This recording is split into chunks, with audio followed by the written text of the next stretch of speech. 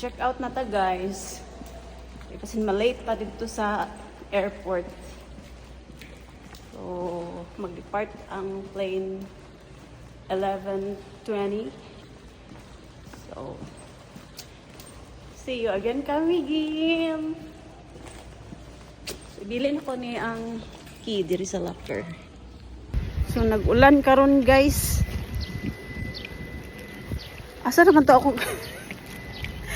Asa naman to ako? Asa naman akong hoodie? Ah, nara. So, going na ta sa airport. Nigawas na ta sa Amani Residence. There is sa Tambubu, Lapu-Lapu, Cebu City. So, nagkababil ta oh. Bit-bit ta og pasalubong kay lisod pod mag-travel ta nga walay bit-bit la.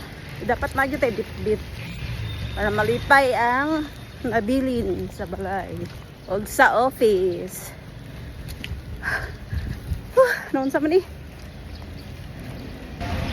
waiting for taxi or any kanan. Nagaulan na diri.